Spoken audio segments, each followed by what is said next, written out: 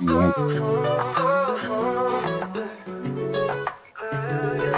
Another same share, we share the love. Embracing the differences like hand in glove. Spreading peace and joy, it's a beautiful sight. Together we shine in each other's light. How do we stand in love's pure mind? Watching the world share in love and light. Hearts beating as one in a peaceful flight. Colors of harmony, creating the night. How do we stand in love's pure mind?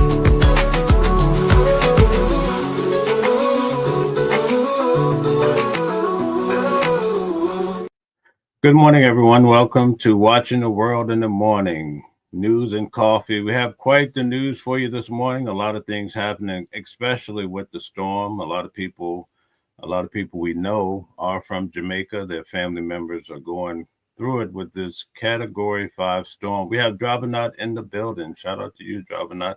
Thank you for the continued support.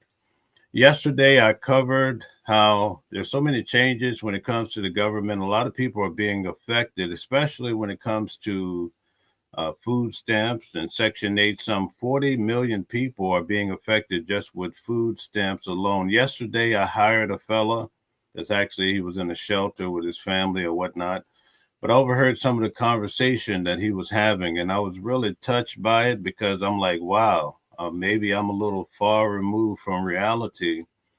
But being in the shelter, also their family, they utilize food stamps, right? So dig this.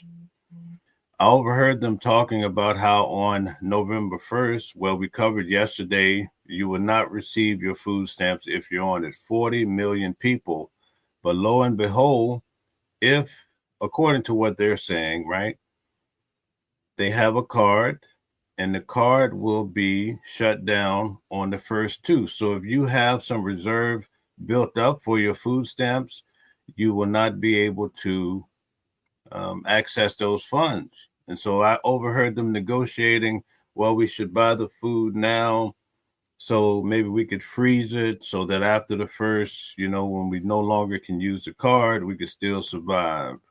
These are real life experiences that people are going through. Now, I did not confirm they could have been inaccurate in some way, but it seemed like they know what they were talking about. So there's a lot happening. So we're going to go through a few of the hot topics in the morning in the news stories. I don't know if you heard about it, Sean Diddy Combs. As many of you know, I've covered that case. I went to the courthouse 8 weeks. And if you want to include the jury selection, I was there 9 weeks. Every morning I would go live at 6 a.m. A lot of you probably, that's where you picked up on the channel from. Well, it came out in the news yesterday that Sean Diddy Combs, I'm going to share this piece with you. It came out that his release date after the 50 months that he was sentenced will be May the 8th, 2028. Okay, so he had quite some time to serve in prison. Although we did hear last week that he might be pardoned by none other than Donald Trump. We heard that from the likes of TMZ, but as far as what the White House has officially said by means of NBC, I believe, they said no, he will not be pardoned. But let's see, there may be some truth to it. Let me explain to you why I think TMZ has an inside track. When I was at the courthouse, I rubbed shoulders with Mark Garagos. Mark Garagos is Tenny Garagos' father. He does a show with Harvey from TMZ. It's called The Angry Men. And so he has pretty much an inside track. When the case initially started, he was there. Mark Garagos in the courtroom. A lot of people felt like he was a silent partner or silent defender of Diddy. And what I learned about it just from observing him throughout the trial when he did show up, right? It seemed to me that he was the angle that really changed the way the media looked at this whole Sean Diddy Combs case. In fact, I think it's his presence and those who really use the media that was able to help sway those who did not like Diddy too much. A lot of them started to change their position. I saw that in the beginning stages of the trial, when if someone said, "Hey, we support you," to Diddy's family, people would get hysterical. "Hey, why are you supporting this family?" And then a lot of people would even talk bad about his mother. All of that, or most of it, tended to change over time. I think a lot of that is because the defense did a good job on a ground game of really influencing the media to change the perception. Now, a lot of people who look at this for what it was, they couldn't get over the video, and rightly so, because they saw the domestic violence and definitely all of the abuse. So, Sean Diddy Combs is expected to come home May 8th, 2028. Let's move on now. We're going to talk about what's happening in Jamaica. I have a lot of friends in Jamaica, and their family members are actually going through it. Let's try to understand the path of what's really happening with this tremendous Category 5, I believe, hurricane. I saw some videos on social media. Sometimes you have to kind of take it easy with social media. I saw sharks in pools.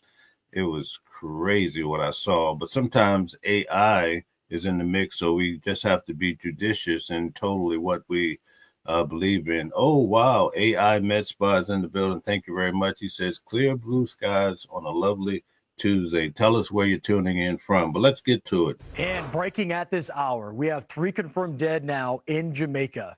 And a reminder, we already had deaths from Haiti and the Dominican Republic. So in total, the death toll has risen to 7. And we still have an extremely dangerous scenario that's. Now, I didn't pick up on Haiti and the Dominican Republic until I actually heard this article, briefing here. But they had 3 deaths there, and Jamaica is really being pounded as we speak. Unfolding for Jamaica. It has not made a landfall. It is still hundreds of miles south of Jamaica. They're feeling tropical storm force winds, but ultimately they could see a storm surge up to 13 feet, rainfall up to 3 feet, if not. It's that storm surge that causes most of the catastrophes, because that water starts coming in, especially a lot of times when the storm is coming through, people think, okay, now it's dying down and they feel safe. And that's when those waters and those storm surges come in, and it could prove to be quite deadly. Greater than that. And then we talk about the wind component. So this shows you how devastating these storms can be. And this is before the worst of it has even moved in.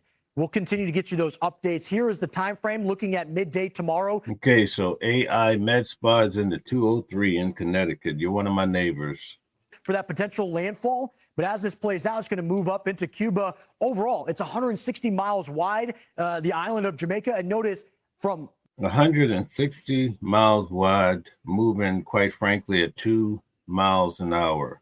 A slow and steady pounding. This is terrible, folks. The western tip to the eastern tip, hurricane force winds are expected, along with the other factors like that storm surge and rain. And this is something that we will watch unfold in the hours and days. Okay, we're definitely going to be covering it. I'll be covering it today at news at noon. We'll see how the storm is progressing. Hopefully, people can get out of the storm way and save their lives. Let's look at a few live feeds here with the storm.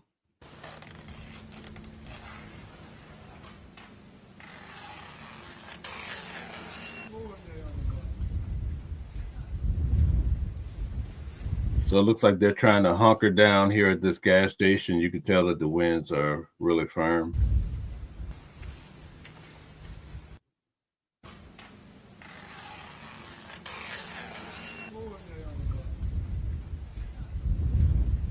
Okay, so stay tuned. We're going to continue to cover the storm, let you know what's happening, see how much we'll be affected here in the United States, if any.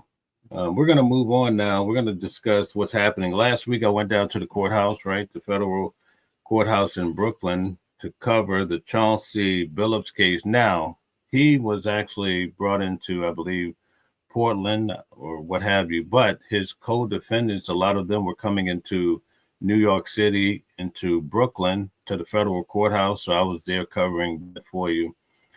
Chauncey Billups will be in Brooklyn on November the 24th. I looked at the chart, so I definitely will be bringing you the latest news in regards to the case. Now, ESPN has put out pretty much a breakdown of what's happening with this case. So we're going to go through that this morning to see if we can glean some of the legal parameters that they're using to try to put the screws to Chauncey.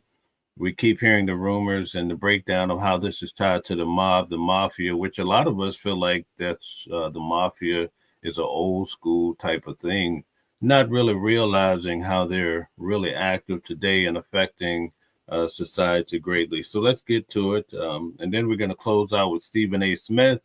We know that he's pretty much the king when it comes to the sports world, but him and Chris Cuomo put out a nice feed. So we're going to go through that too. So let's check it out, folks.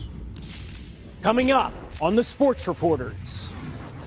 I know Chauncey Billups personally. I know his family.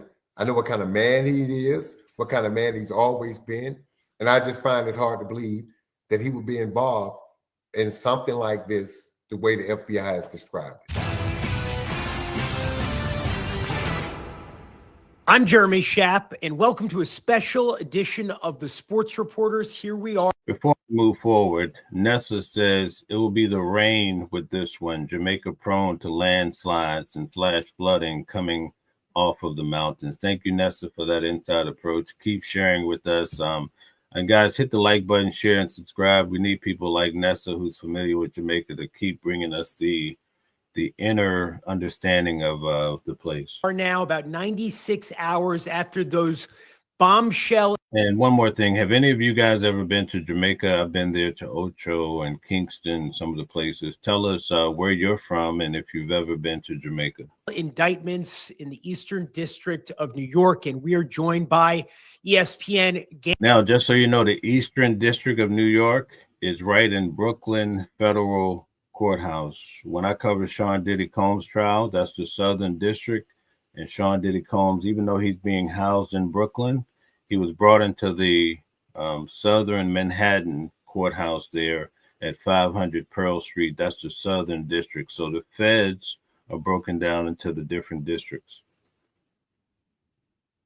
Gambling expert and reporter David Purdom, and former NBA Coach of the Year Sam Mitchell, who also played in the league for more than a dozen years. Gentlemen, thank you so much. There's a lot to unpack here. Again, we're about 4 days removed from this big news. David, first of all, where do we stand now? What are the latest developments? Well, today the NBA sent out a memo to all 30 teams saying they are reassessing their measures on sports betting, seeing what they need to do in order to monitor this better, what they need to do in terms of communicating with regulators on what kind of bets are more risky than others, and what they can do to help players kind of combat the harassment that they've been receiving from bettors as well. So the NBA, like you said, is 4 days past one of the biggest bombshells they've ever faced, and they're reassessing things. Look, Sam, nobody's been around the league. Very few have been around the league longer than you. As a player, as a coach, as a commentator, when you heard this news on Thursday, as we all did, what went through your mind? Shocked, first of all, disbelief. I got to hear more. I got to see more. I need to see the evidence. I'm just going to be transparent. I've coached Damon Jones when I was assistant coach in Milwaukee, and I played with Chauncey Billups. He's a dear friend of mine to this day. I love him.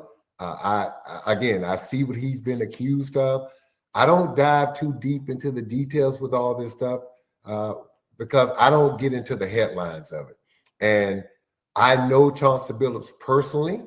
I know his family. I know what kind of man he is, what kind of man he's always been. And I just... Okay, Joseph says, been saying sports is rigged for years now, but no one wants. Okay, Joseph says to believe me, shaking my head.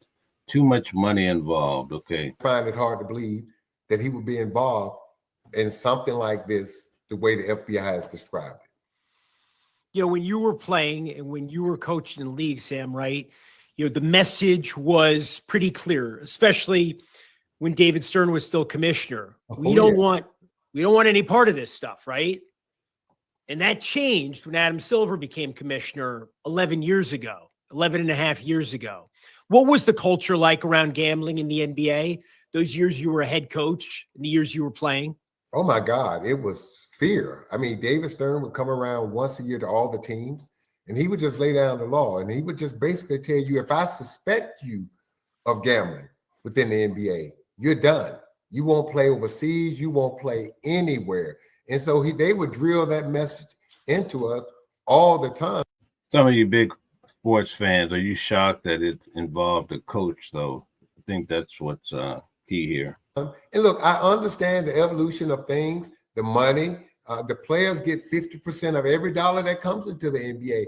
And gambling is a big part of our society and sports now. It's been legal in football for the longest. So I understand Adam bringing it in. And we also understood the potential of things like this could happen. And so at the end of the day, it comes down to personal responsibility. The NBA does a great job of educating coaches and players to not do it. In my personal experience, and when I talk to people about this, while you're an active player or a coach, just stay away from the gambling on any sport and all things. Look, being a professional athlete or a coach is a short period of your life.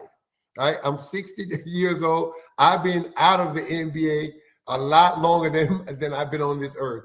And so you have ample time to indulge in all the things that you want to do. But again, from my point of view, I don't know about all this other stuff, but I need to see more proof. And I need to see my friend Chauncey Billups say that he was involved in something like this in the depths in which they're saying. Have you had any contact with him the last few days? No. And I mean, Chauncey and I normally would talk during the season. He would often text me what I see with his team and stuff. And I do that with a lot of my coaches' friends. I would not call him during this time. He needs to be with his attorneys. He needs to be with his family and making sure that he does everything he can to defend himself. And, you know, that would just be, on my part, I would be being nosy.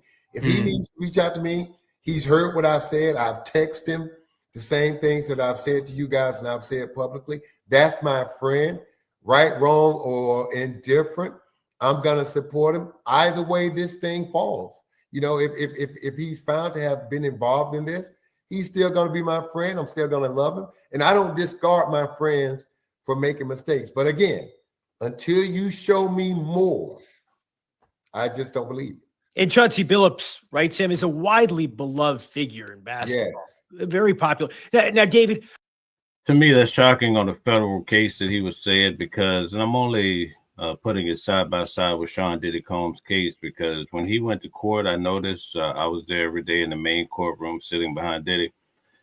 Only Kanye West and maybe just a few people came in outside of the family. You didn't hear anyone saying, listen, I'm going to support Diddy whichever way this goes. Even after a lot of the major charges were dropped, you still didn't see people show up and say, listen, I support you, or come to the sentence. Just primarily people that were not celebrities and family members showed up on his behalf. I think one thing that's important to establish here, and some people have been paying very close attention for the last few days, and some people have only paid a little bit of attention, but we're talking about, you know, 3 NBA figures and 3 kind of different buckets of allegations, with Terry Rozier of the Miami Heat, with Damon Jones, with Chauncey Billups. Can you break it down for us into those different categories, if you would? Sure. We'll start with Chauncey, and he was named in an indictment that was centered on illegal poker games allegedly rigged and allegedly backed by the Mafia. These poker games would have use technology such as X-ray tables that showed the bottom of the cards. They wore contact lenses that could identify marked cards, and Bob got this technology and set up these games. And then, according to the feds, they needed to bring in the people to play, the big players, right? And so they used the NBA celebrities like Chauncey allegedly to attract players to come in and play. So he is accused of participating in those rigged poker games. The other indictment was involving Damon Jones and Terry Rozier. And I should say that Damon also was named in the poker indictment as well. But the other one was more centered on sports betting, and it goes back to a game in 2023 when Terry Rozier was with the Charlotte Hornets. Before that game, he allegedly told a friend that he was going to come out early of that game, not play very long, right? Ahead of the game, sportsbooks started detecting a lot of suspicious bets, a lot of betting interest on Rozier unders. This is a nondescript game in late March involving the Pelicans and the Hornets, two teams that were pretty much out of the playoffs. And all of a sudden, the sports was, why are we getting all these bets on Terry Rozier? Under points, under rebounds, under assists. They flagged it. The NBA looked into it. When Terry came out of that game, played about 9.5 minutes, took himself out of the game, citing a foot injury, and all those bets won. So the NBA got the information from the sports books and the betting integrity monitors, looked into it a little bit, and they just said they couldn't find. It goes to show that the feds are monitoring everything if they pick up on things like this, right? In NBA, also we hear rumors how they're investigating a lot of these major networks, radio stations, as far as payola, people paying to play, because all of these things are regulated, but who knew that they'd be looking at it this closely? Find any evidence to really that was worthy of pursuing further for them. They're very clear that they say, hey, we didn't clear him. We just didn't have evidence that could say that, yes, he deserved to be suspended or whatever. Right. Now, I mean, Sam, there is a long, sordid history in basketball. Point shaving scandals, gambling scandals, which I differentiate from point shaving scandals if it's, more about consortment with gamblers, et cetera. But the nature of the sport, right? 10 people on the court rather than 22 or 18. The nature of the sport, the kinds of prop bets that we have now, the way that one player can influence not just the outcome of the game, but the results of those kinds of bets, et cetera. How when you look at basketball and you see how it can be manipulated by the wrong elements, by gamblers, what do you see? I see that opportunity, especially when you talk about these prop bets with unders.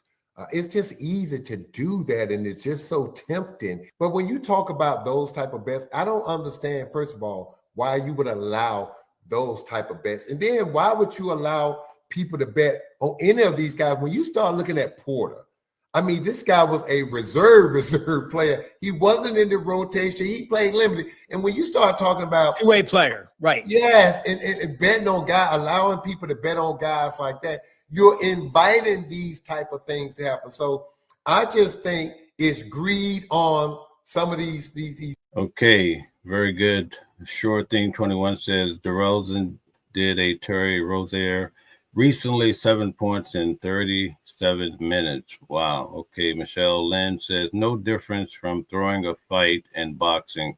I still feel like the whole fight with Mike Tyson and what's his name, Jake Paul. I felt like Mike Tyson could have really taken him out. Maybe I'm wrong, but maybe Mike Tyson was just trying to give him a push. It was an inside deal. I don't know, but I felt like it was a true thing. Sports betting operators, by allowing all of this, and they need to tighten this thing up, because Dave could tell you, if you only allow people to bet the over, that's when you could tell if a guy's going out really going for points and things of that nature. How do you bet the over on assists? Because I mean, you got to create an atmosphere to where these things are not allowed, and they've made it too easy, in my opinion, with these under bets and allowing all of these players to be bet on. And now with Porter, right, David, those unders on two-way players at least are not allowed, right? That's correct. With the league partners, sports books that are partners with the league, the NBA went to them after the Chauncey Porter scandal and said, hey, let's not take under bets on two-way players or contracts. Now, there's a lot of different ways to bet these days, right? You can do prediction markets, you can do daily fantasy, and those don't have the same relationship with the NBA. So you can still find ways to do it. It's just not as easy.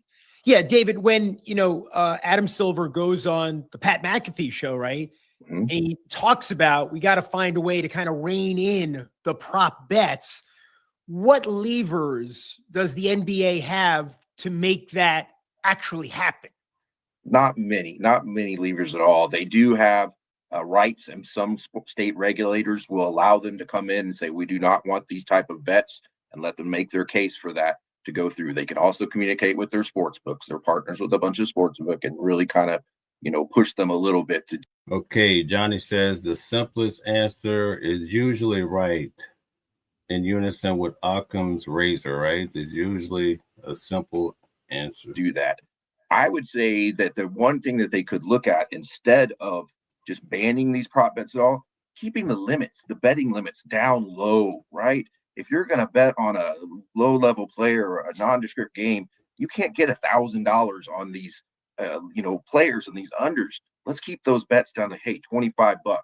Reduce the incentive to try to manipulate things. And I think the better way to do that, instead of just banning them all, is just to keep the limits a little bit lower on these type of things and kind of, like I said, reduce the incentive to try to manipulate anything. Now, look, the big picture, right, guys, is that this is the law of the land now. Since 2018, in the Supreme Court decision, sports wagering is up to the states. They want it, they can have it. 38 states have it. Not like the old days where it was just Nevada and horse racing, right, and dog racing, right? So this is the reality. The NBA embraced it early. The NFL embraced it late. But everybody's embraced it, and they see the way they can make money from these partnerships, how they can have an official role in it. But the big picture, at least from the NBA with Adam Silver, was always this is going to actually be good for integrity. It's all going to be out there in the open, right? We're going to be able to detect suspicious betting patterns. But where we are now, a few years into this, not experiment, but this new reality, do you think, Sam, he was right? Or do you think there's just so much betting now and it's so widely available, it's so accessible that you're just going to have more problems, whether or not you're able to detect them? Kashi says, where's your lunatic President Trump? Is he well? Please admit him in mental hospital. Or they remain hidden. I think the NBA got it right. I think Adam is right when he said this. Think about it. Look at the players that have been investigated. Look at some of the charges have been levied. Look at being able to catch a young guy, a two-way player a couple years ago like Porter, all right? Players have to understand all this stuff is math, and they understand the people who bet, they have records on people who bet. They know who their gamblers are. And if all of a sudden Sam Mitchell, who never bets, all of a sudden start betting, thousands of dollars on something, they're going to flag me. They're going to investigate me. They need to know where my money is coming from. And then that money always has a trail. And I tell players this all the time. There is no way to get around this. That money has a trail, and that money is going to get paid out to somebody. They are going to catch you because to me, in my knowledge, in my understanding, for the sports gambling to work, they need to know all these things. I used to gamble in Vegas back in the day, and you can stop a pit boss at any time and say, how much am I up or down? And he could tell you to the exact penny. This stuff is a science. And so my advice to players and coaches, while you are currently playing, I don't entertain conversations of betting with anyone. If someone bring up that conversation to me, I shut it down. My advice would be, while you are an active player or coach or involved in the NBA, like I am. So here's a good example of what I've often stated here on the channel. The government was able to trace these guys, and they were alerted because of the way they were utilizing money, wiring money, or what have you, betting. But Epstein had over $1 billion in wires going back and forth, and they say they don't have a clue where he really acquired his money from. There's something not right about that. Just don't do it. It's just not worth it. David? Yeah, I completely agree with that point. I'll add that you hear a lot of people say, well, the NBA has partnerships with all these sports books. They're making partners with these sports books. And that is true. But the choice they had was the legalization of sports betting. We can either participate in this revenue and still endure the scandals, the inevitable scandals that were going to happen, or say, you know what, we don't want this revenue and still endure the scandals that are going to happen. These scandals are not happening because they have partnerships with the sports books. The sports books are catching them. Now I'll add, it's time for the sports books and the sports betting industry to go a step further. Okay, great job detecting this. Great job notifying this. Now, how can we reduce the opportunities that are presented to manipulate games? And is that whether we reduce the betting menus to reduce some of the, get rid of the prop bets that are very vulnerable? Or is that what we do with the betting limits, where we reduce them to such a small amount that it's just not worth to try? But something else, and Commissioner Silver and the team, the league minimum today, kind of discussed that, saying, hey, we need to take another step past here, going forward, and really try to help prevent this stuff from happening. I agree with you, David. Think about in the past, if these things were happening, you could suspect all you want to. You didn't have any proof. Yep. Now, when people go place these bets, it is going to be it's going to be registered, and there's going to be a record of it. Who made those bets? How much? Why? Where did that money come from? And where is it going to be paid out to? So there's a money trail, and I agree with David.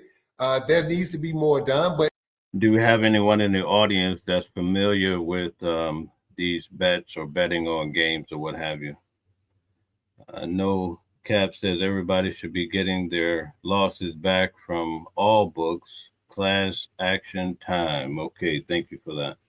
But by allowing betting into sports, we now see these things. These things couldn't have been caught 20 years ago if they were happening. You could suspect it, but how would you catch it? And that was always the argument, right? From Adam Silver. This is going to help us. It's not going to, we're not going to need the same kinds of breaks that occasionally law enforcement would get, you know, whether it was the Arizona State scandal back in 1994, et cetera. You could go back in history, Boston College, the Connie Hawkins, and go back further to, you know, Ralph Beard in the early 50s and Sherman White.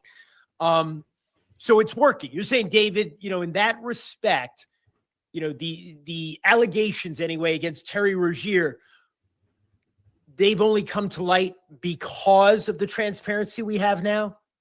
Yeah, if this were to have taken place at an offshore sports book or at the local bookmaker down, you know, at the bowling alley, well, they're not going to open up their books and call the feds and say, hey, I'm running this illegal operation and this guy tried to, you know, place all these bets. Looks pretty suspicious. I'm going to post a video from Terry's event that night that allegedly he's complaining about his ankle, but when you really watch it, you don't see, as most of us probably played basketball before, quite aggressively at times, right? There was no significant moment where you could see he fell, but there are two accounts basically when he grabbed his leg. So it's kind of sketchy if you ask me. They're not going to do that. But the legal market, and there are regulations and stipulations that make sure that the sports books have to report this kind of things to it. So, and that way it is working. Now, are we producing these betting menus that are so big and vast that allow us to bet so much money on obscure things and obscure players? Are we almost incentivizing them to try to attempt these type of things? I hope not, but I fear that might be part of the case. And there's a lot here. I'm sorry, Sam, go ahead. I was just saying, with these allegations and things that are happening right now, and the focus is on this, I would be shocked going forward in any near time future that we have anything like this before. I would think guys would be afraid today. Look at the money that players are making now, that they're generating. We got players making $70 million are going to be a Come year. on, Sam. You know that for some guys, enough is never enough, right? Hey, I understand that, but I know one thing. Enough may not be enough, but zero is not. They say Chauncey Billups allegedly makes $2 million a year. So there you have it. Why would you get caught up like this? We have to see how this develops. And that's what you are risking to do that. And guys, you can't. That's why I find it hard to believe. If you're telling me Chauncey Billups sat down with underworld figures and they talked about a scheme of x-ray tables and x-ray. First of all, do you know how much money that type of stuff costs? I can only imagine. And to sit down and plan an elaborate scheme. Okay, Tom says, I wanted to know if the Army versus the Navy game was boycotted by the players. Could any of the players get jail time? Great question. We have to see what happens in that regard. AI MedSpa says, risk it all for $20K, $30K. That's what I'm talking about, right? You're already making $2 million a year. Like that, my heart would break in half to know if my friend actually did that. Now, I want to be clear about that. His legal fees are going to be astronomical. He's probably paid more than that down, right? Just as a retainer toward an attorney or two. A lot of the guys who are coming into Brooklyn that are his co-conspirators have several attorneys. That element of it with Chauncey Billups as the so-called face card, that's the allegation to lure whales, big players to these illegal mafia run, again, an allegation poker games. But, and I know you report about this, David, but again, just to be clear, there's the idea that somebody like Chauncey Billups, what's the idea? He's famous. He's Chauncey Billups. He's a basketball Hall of Famer. How does that get somebody who's got a lot of money to the poker table? You know, one of his nicknames with the crew that was running these things, according to the feds, was Chum. And if you guys know what chum is, if you're a fisherman, you throw bait into the water to attract the bigger fish. Right. And so they thought his celebrity would bring these guys in. And there were text messages that have been in the documents in there about saying how, you know, oh, this guy is so wowed by just be sitting next to Chauncey Billups playing, he'll never figure this out. And they were taking these guys for tens of thousands of dollars per session. So, I mean, that's basically they're saying it's like the Madoff effect, right? They're using someone that's right there in the midst of it, someone you trust. You say, well, these guys would never do me wrong. So once you have a big name in the game, people feel, you know, more comfortable putting in their money, and therein lies the problem. AI Metzva says they will point at him like how many times they met up in person. just amazing me, though. We're talking about people who I'm assuming, right, know what they're doing or should at the poker table, have a lot of money. It's like, okay, here's a famous basketball player that's going to lure me in. Hey, guys, Dave will tell you this. Most of them guys that sit at those tables or participate in their games, they're not brilliant poker players. They're just people with money that have seen this stuff on television, the allure of playing in a backroom game. And that's what a lot of this stuff. We saw the same thing allegedly happen with cryptocurrency, right? You had Kim Kardashian and all the other big names involved. And then there was some heat that came on. And that's probably not the case anymore. I feel Dave will tell you, it's not that these guys are brilliant poker players. Most of the people that I know that gamble, they are awful. If I would advise them, don't do it. They are terrible. Right. To gamble at that level, if you're spending that money, they're doing it because they have time and money. It's not because they're good at it. And so, but the allure of doing something that's slightly that you shouldn't be doing, that you can get caught. And then let's face it, a lot of these guys with money, they don't want to go sit at a poker table in Vegas where people are taking pictures, standing out there watching, seeing their bad habits. We as professional athletes, they don't want to get on a plane. They're in New York. Stuff on display. Yeah, or they're in the Hamptons or they're in New York. They don't want to get on a plane or drive up to Foxwoods or down to Atlantic City, right? I don't even know what the limits are on those tables. I have no idea. I know nothing about. I like my money. Gambling. I work too hard for my money to go gamble. I don't gamble, so. But there's some other issues here that I think are interesting as well, because we're talking about, the prop bets, but we're also talking about the way that NBA teams do or do not report injuries honestly, right? We're talking about transparency, which opens these windows of opportunity for people with inside information about whether somebody's going to play, between the morning shoot around and the game that night, et cetera. And Sam, you know this from the inside, as a player, as a coach. If we improve the transparency, if the message is actually, no, you got to really tell us what's going on, who's playing, who's not playing, actual likelihood of playing, that closes another window for the bad actors, wouldn't it?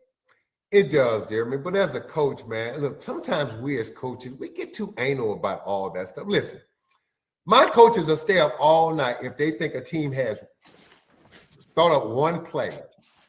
As soon as they run that play, we know the play. We got it on tape. We know how to defend it. We know what to do. Yeah, they need to be more transparent, with this stuff. But at the end of the day, man, and Jeremy, it would help if they just make it mandatory.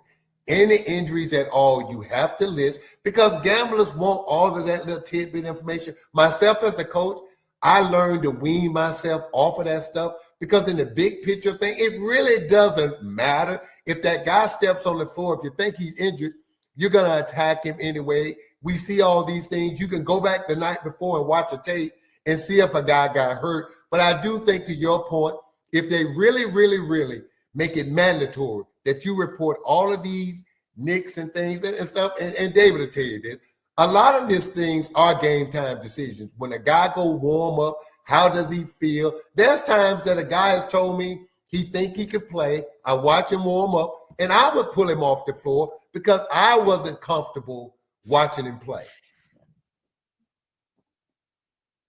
David? Yeah, it's all about the timing, right? Because there's always going to be this buildup until when that information is released.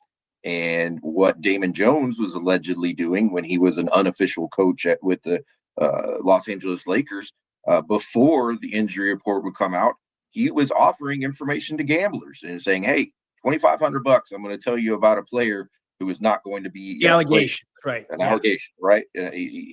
He's allegedly selling this money, and that was exactly selling this information." And that's also familiar with the allegations. So it seems like a lot of people are just digging in the pot and making money off of this gambling. Against Rozier, his childhood friend who he related to said allegedly he was going to be out of this game against. Really no different than insider trading in the stock market. The Pelicans back in 2023. That childhood friend, according to the feds in the indictment, sold that information for $100,000 to two of the gamblers. And then as soon as that information got out, all this flood of bets started coming in. So it's going to be very difficult. Yes, transparency would be great, but when does that transparency happen? You don't know. It's a game time decision, as Sam might say. So you don't really know. It's kind of a tough spot, and there's always going to be people that have the information just a little bit earlier than everybody else. Well, is there anything they could do, Sam? Like, I really don't even know how it would work. I'm not around the NBA on a daily basis. Say, like, okay, does every MRI? So just so you guys know, we have a team now. We're going to be covering this case, which has over 30 defendants in the case, right?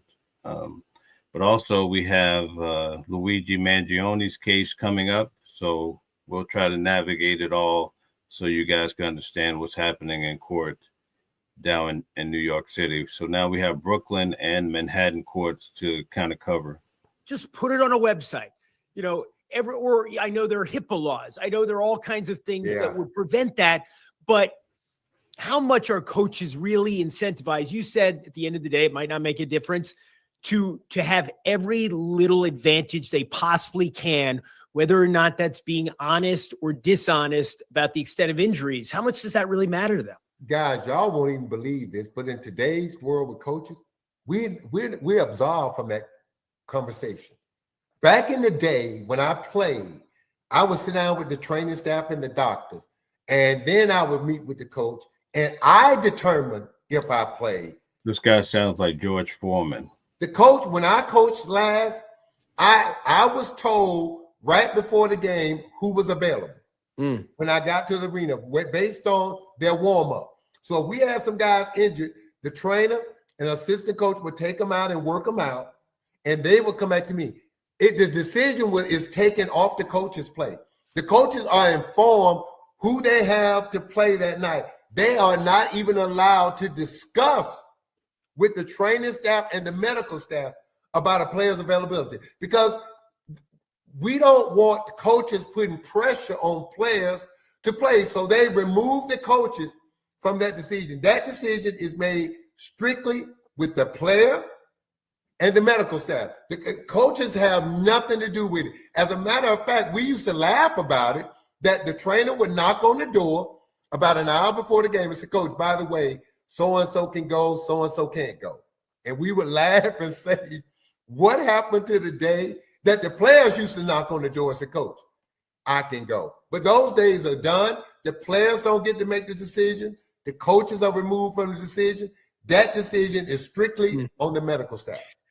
You know, one element of this that I don't think has been discussed quite as much as some of these other things, because, you know, it's sexier poker games with these smart shuffling systems, et cetera, and, you know, and inside information, allegations about LeBron James, but the tanking stuff too, right? That's another part of this. And again, it's something that's kind of specific to the NBA. When you're talking about tanking and you're talking about load management. David, would you elaborate on what those allegations consist of here? So we're back into the sports betting indictment here, and there was an unnamed co-conspirator number 8, and it was a former player and a current coach, an Oregon resident who allegedly, according to the feds in the indictment, fed a gambler information that said, hey, we're starting to tank to get, you know, we're out of the play, we're starting to tank, and relayed information. These guys are going to be out for this game, for a Trailblazers game. So that was what was put into this co-conspirator 8. The time frame. Who, and to be clear, obviously everybody assumes that can only be Chauncey Billups, just to be clear. Right. Correct. That's the playing career matches, the timeline matches Billups' his career as a coach and a player. So that's what now tanking.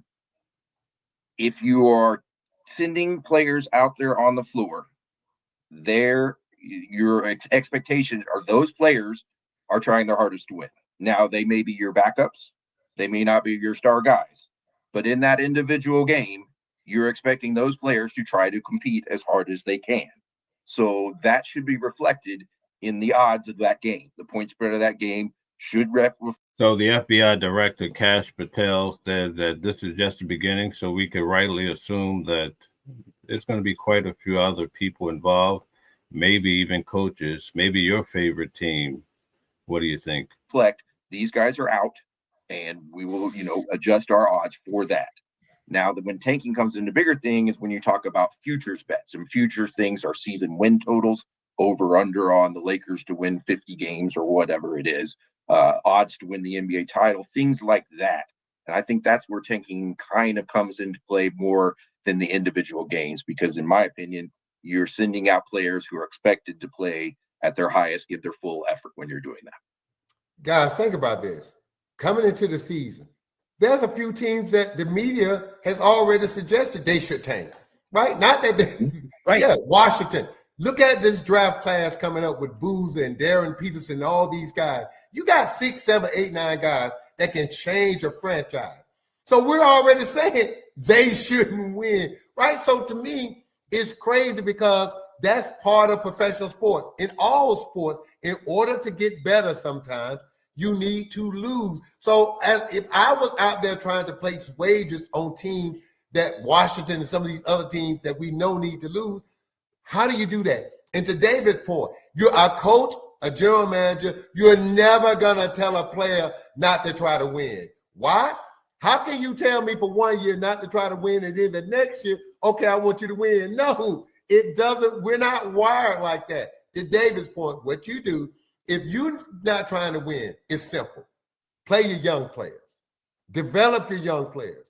When you play your young players and they're 19, 20 years old with very little or no experience, guess what's going to happen? They're going to get beat. Why? They don't have the experience to understand and know how to win these games. But this is the caveat. The point spread. How do you bet that? Because them young guys are going to play hard from start to finish. Why? Because they're trying to establish themselves. They're trying to make more money, get a better contract. So that's the thing to me. It's crazy to try to even bet on a team that you suspect is not trying to win, because those guys you put on the floor are going to play hard for 48 minutes. Which brings us back to the idea of why prop bets are so attractive in a way, because, you know, you've got the spreads, which are supposed to even everything out, right? The lines. And again, the prop bets, what percentage of the overall handle do they represent? What do we think, David? It's roughly about 50%. It's grown significantly, 50%. And they're 50% of the handle. And it's in grown the NBA specifically. In the NBA, especially the NBA. They're extremely popular in the NBA. And they're especially popular as parlay legs. right? A parlay, as you guys know, is a multi-leg bet. You got, what LeBron James over points, Anthony Davis over blocks, whatever, and you do that. And that's what people really like to do. So they'll put all these guys into a parlay, and that escalates the payout, right? I mean, you only have to bet $10, and now. Okay, for the sake of time, we have to move on to the next segment here with Chris Cuomo, and Stephen A. Smith. Back with Stephen A. Smith. So what I'm told now, Stephen A. got into it like he was like, hey, I think that part of this investigation is what we're seeing political ramifications from the Trump administration. Kash Patel came at him, but that's because Stephen A. is so relevant that everybody wants to, he's like a big piece of government cheese right now. But what I want to hear, Stephen A., is how deep do you think the roots are in this? And do you think it spreads to other sports? Because that's what I'm hearing, is that this is not all of it. Well, this is just a little piece of it. Well, athletes gamble, coaches gamble, some executives gamble, some owners may gamble. It's par for the course. And about 7 years ago, when the Supreme Court struck down a federal mandate prohibiting sports gaming, gaming in the world of sports, everybody's latched onto it, or at least an abundance of folks in sports league have latched onto it. The NBA itself is, as DraftKings and FanDuel as a sponsor, so we understand that. And when you look at it from that perspective, it's a very unfortunate story. I know all three guys. I'm friends with Chauncey Billups. I've known Damon Jones for years. And obviously Terry Rozier is a really good NBA player that's been around for a while, that's made over $150 million in his career. And so, to hear this news, it was kind of shocking. It wasn't shocking that folks were betting because, you're on the plane rides and stuff like that. You're playing cards all the time, dominoes all the time, stuff like that. That stuff's. Imagine making $150 million and now you're facing the feds. That's crazy. It's been going on for ages. But when you hear of something like this, and then you hear about the mob tied to it, and then of course, if you hear anything remotely associated with the integrity of the game being compromised, like, letting somebody know you're going to be coming out of a game and then they bet on it and the mob throw you $100,000 and stuff like that. So those are very, very serious allegations that the NBA is going to take very seriously, dating back to the Tim Donaghy situation with the official back in 2007, if I remember correctly, and what he ultimately pled guilty to. And I was very fond of, and I knew the former commissioner, David Stern, God rest himself, his soul, very, very well. He didn't play that nonsense. He took over that. But in this case, it's the FBI. And the league, to some degree, is at the mercy of Kash Patel, the FBI director, and the FBI itself. Now, Kash Patel could act like I'm off my rocker and, all of this other stuff. He talk that nonsense all he wants to. I ain't got time to be getting into it with no FBI director. What I will tell you is that I said what I said. I meant what I meant. I'm not stuttering. I'm not saying in any way that the investigation is not on a legal standing, that it's illegitimate or anything like that. What I said was, for those looking for the president to spare them or to provide a helping hand of assistance, like he's prone to do from time to time for people he likes, don't expect that here. The protests, people not wanting to come to the White House, former star calling them, or no, not a former star, but a president star calling them a bum, this kind of stuff. What LeBron James called him a bum, stuff like that. The man is not going to. Word on the street is that Stephen A. Smith is going to be running for president, folks. I also saw that The Rock, right? He's running up against, and also Kamala Harris.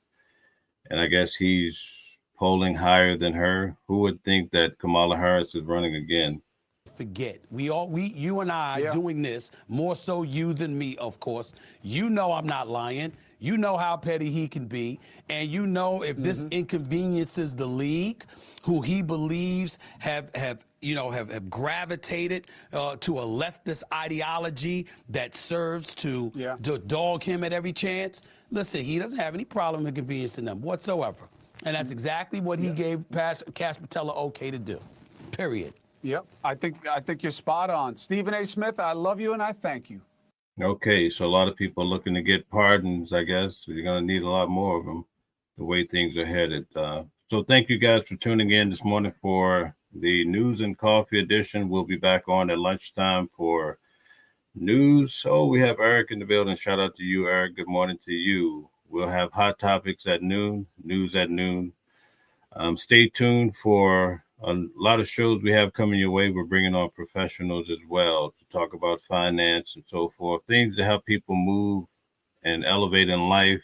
We have a lot of people struggling because of the changes, especially Donald Trump and his administration. A lot of people are frustrated, especially with the whole pointing fingers about the government shutdown, people not receiving their food stamps. People also, their housing is affected with Section 8.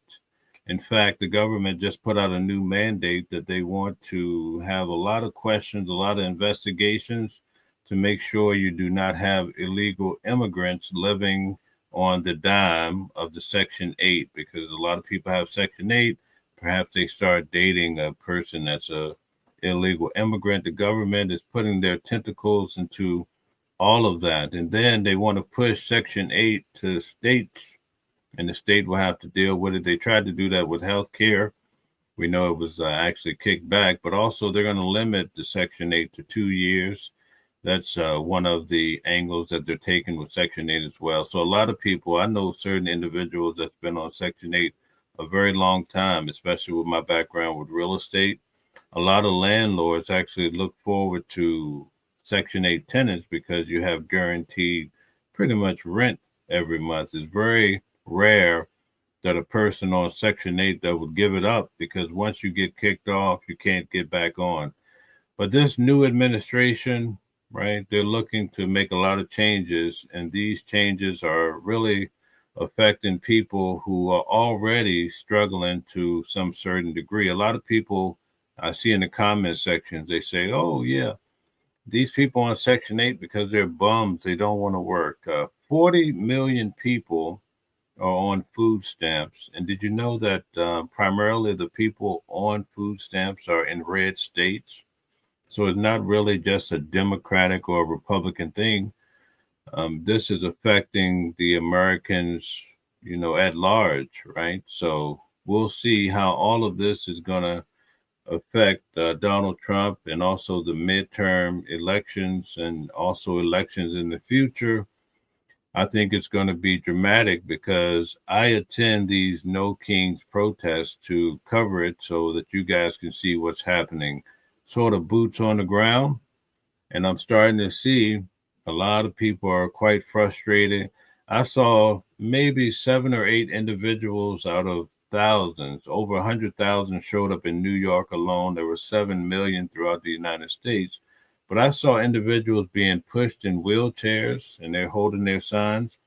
I saw several people holding a walker, and they're marching down the street just to state their claim, folks. So we have to stay in tune with what's happening, and that's what we do here at Watching the World. We help you see what's happening. We're covering the storm. We're covering these trials, especially the ones that come through New York. I will be covering Carmelo Anthony, not the basketball player, but the young man who took the life of another young man down in Texas by unaliving him with a knife. You probably are familiar with that, but if not, stay in tune with us. We keep bringing you the details of these cases, and I actually attend court and come back. Some of you probably picked up on this channel with Sean Diddy Combs case. We're going to cover it all the way through and give you the inside information. Okay, good morning to you, Bordeaux Rising Shot. Jean Ray says, and welcome back. I remember you. Amen. They need to restrict except for handicapped and elderly. Okay, so you think that the services, the age should be restricted even more. One of the things that people who receive government assistance often complain about is the stringent questioning and all of the information. It's almost like getting a mortgage. They almost want to know your blood type, right? Well, lo and behold, they're going to be asking for more. That's a part of the new restrictions as well, hoping that probably that would discourage people from wanting to get involved. And then if you do not answer with truth, you know what happened. You could end up in a paddy wagon, folks. So times are changing. We're seeing a lot of things. A lot of people are questioning what's happening in America and throughout the world. We seem like Project 2025 is a real deal. It's not just a hoax that a lot of people are saying. So thank you guys for tuning in to Watching the World. It's nice to have you here, Sharice. Guys, hit the like button, share, and subscribe. We'll be back at noon to bring you more hot topics so you can stay in the know. And definitely also throughout the week, we bring on attorneys. We also have a law professor to help us understand what's really happening at a higher level. Thank you so much. Good morning to you, Sharice. Thank you again. And Jean Ray says 40 million people on food stamps proves that they want to be on food stamps. Okay. All right. There's also an exchange, and I think the government knows that people sell their food stamps. So they're really, really trying hard to change the current system as most people know it. So thank you again for tuning in. I'll catch you later on today. But in the meantime, be well. Different voices, but the same song. Living a world where we all belong. Kindness leading the way, breaking the chains. In the symphony of love, the flame remains. Embracing diversity, brighter days in sight. Watching the world sharing love and light. Hearts beating as one in our peaceful flight. Colors of harmony, painting the night. United we stand in love's pure might.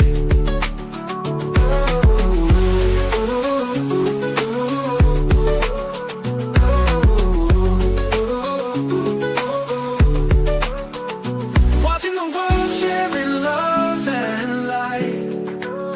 Hearts beating as one in our peaceful flight. The colors of harmony, painting the night. United we stand in love's pure might.